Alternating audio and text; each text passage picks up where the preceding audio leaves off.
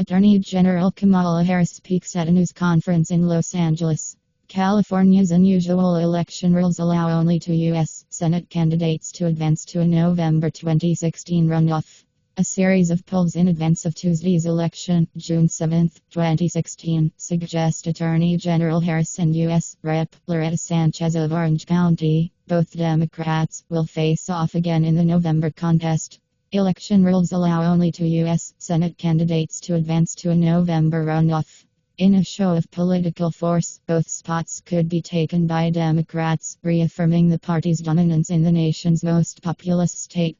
If the Democrats prevail Tuesday, it would be the first time since voters starting electing senators a century ago that Republicans have been absent from California's general election ballot for the chamber. Before that, senators were appointed by the legislature.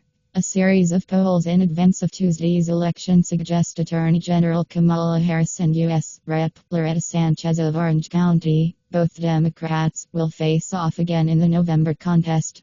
Overall, 34 candidates will be on the ballot to replace retiring Sen. Barbara Boxer, a Democrat first elected in 1992. They will appear on a single ballot, and voters can choose any candidate, regardless of party. But only two, the top vote-getters, will advance to the November election. California was once a reliable Republican state in presidential elections. But the party has seen its numbers erode for years, and it now accounts for a meager 27% of registered voters. Democrats control every statewide office and both chambers of the legislature, while holding a registration edge of nearly 2.8 million voters.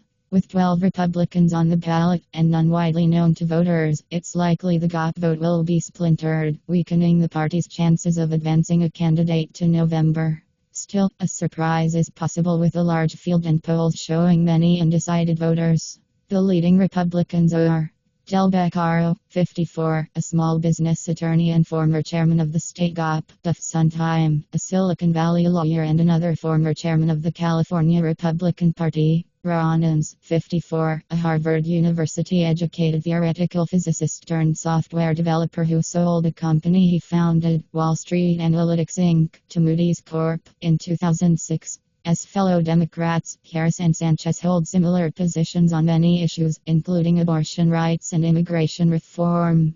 But a fall contest would create demographic and geographical contrasts for state voters. Sanchez is Hispanic with roots in Southern California, while Harris is from the San Francisco Bay Area, and her father is black and her mother Indian. Sanchez, if elected, could become one of the first Latinas to hold a U.S. Senate seat. Catherine Cortez Masto, who is also Hispanic, is the Democratic candidate for outgoing Sen. Harry Reid's seat in Nevada. Harris could become the second black woman elected to the Senate. Illinois Sen. Carol Moseley Braun was elected in 1992 and served one term.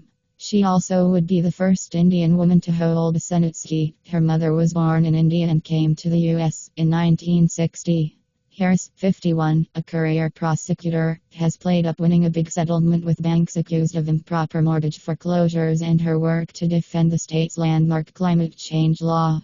Sanchez, 56, has stressed her national security credentials built up during 10 terms in Washington.